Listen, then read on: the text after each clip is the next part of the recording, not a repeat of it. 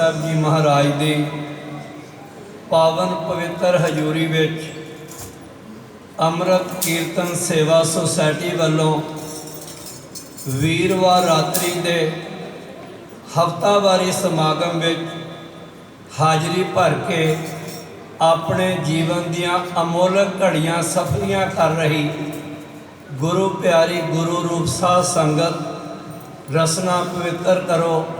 वाहिगुरु जी का खालसा वाहिगुरु जी की फतेह। ये समागम जिस विच आप जी हाजरी भर रहे हो अमृत कीर्तन सेवा सोसायटी का हफ्तावारी समागम है जो हर वीरवार रात 8 बजे तो 9:30 बजे तक पिछले बड़े लंबे अरसे तो 45 साल तो सतगुरु जी की किरपा दे नाल ये समागम हो रहे हैं।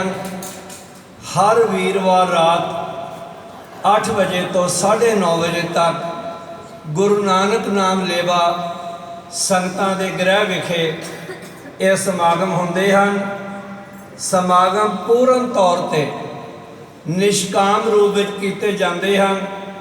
परिवार पासों किसी भी रूप विच माया की मंग नहीं की जाती। अगर आप संगतां विचों किसी दे भी मन की यह लालसा होवे किसी दे भी मन का ये चाह होवे ये समागम आप जी के गृह विखे होवे आप अपना नाम सोसायटी पास लिखवा सकते हो। समा आउण ते जदों आप जी की वारी आएगी आप जी नूं एक दो बेनतियां जरूर कीतियां जांदियां हन। एक दा जिस गृह विखे यह समागम होना है उस गृह विखे धन धन श्री गुरु ग्रंथ साहिब जी महाराज जी का जो प्रकाश है वो समय सिर होना जरूरी है। अते दूसरा समागम की समाप्ति उपरंत जो आप जी अपनी 10 नोहां की किरत नूं सफलिया करदिया होया संगतां वास्ते गुरु का लंगर तैयार करते हो।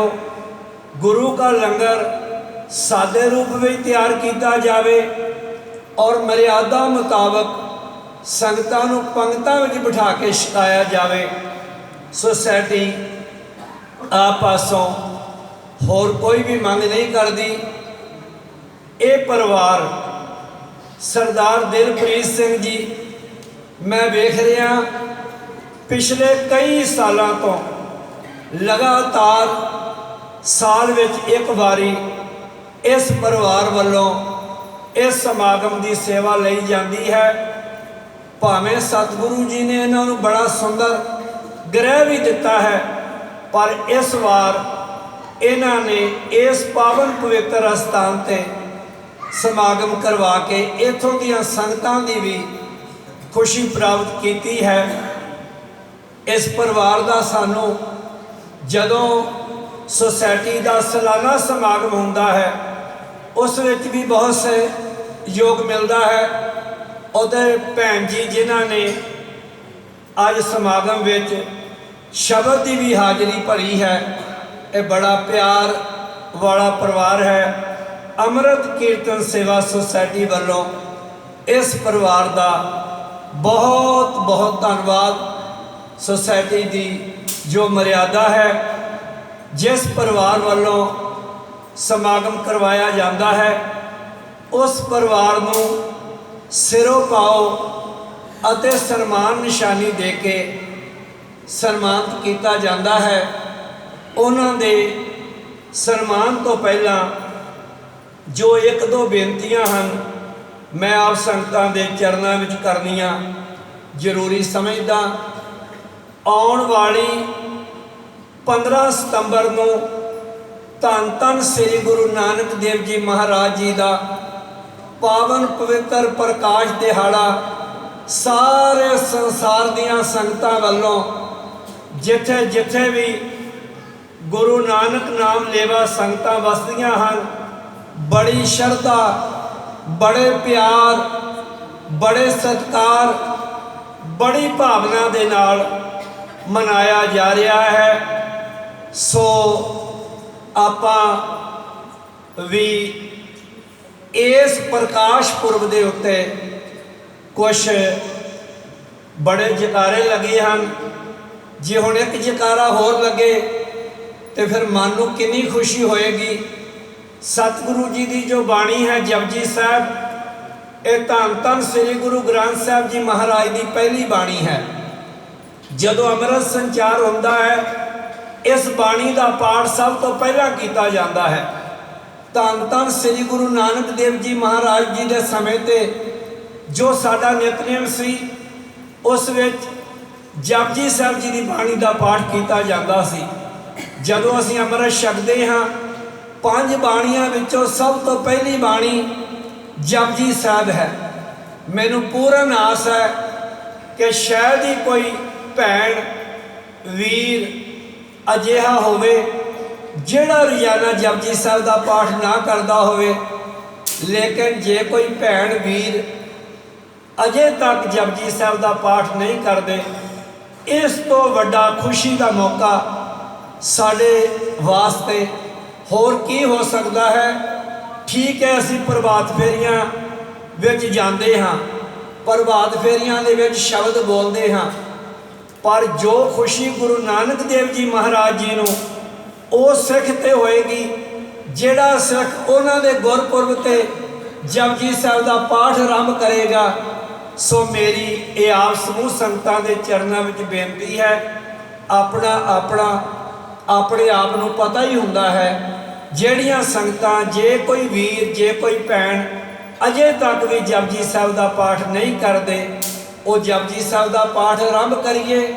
तो जिन्हों ने जपजी साहब का पाठ रोजाना का नितनेम बनाया होया है, तो फिर असी इसकी जो विचार है वो सुननी पढ़नी सरवण करिए।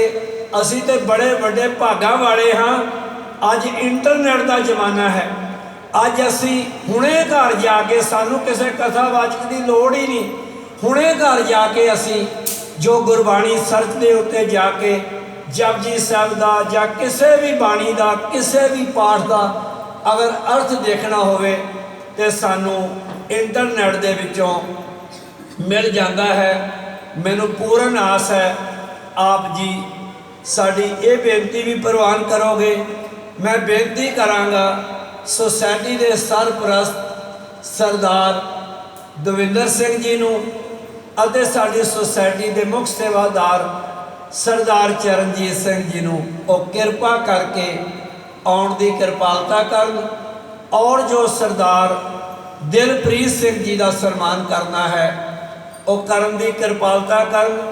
मैं ये भी दस दियां कि अमृत कीर्तन सेवा सोसाइटी का भावें इस पावन पवित्र स्थान ते अज पहला समागम है, पर साडे वीर जी रवि रविंदर सिंह जी जिन्हों ने कार इशनान सिमर प्रभ अपना मन तन पै अरोगा लाहा खटियो दिहाड़ी जो 2 शब्दों की सेवा निभाई है, वो पहला भी इस स्थान ते जदों अजे उपर वाले हाल की तैयारी नहीं हुई सी, बेसमेंट में सतगुरु जी का प्रकाश होता सी।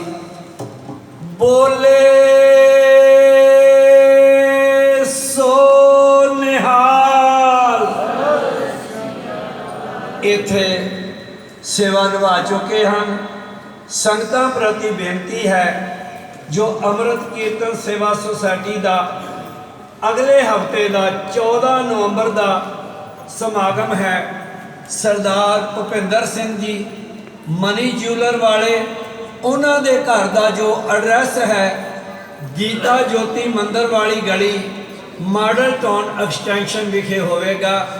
अमृत कीर्तन सेवा सोसाइटी दी समूह संगतां ने समय सिर पहुँचने की किरपालता करनी।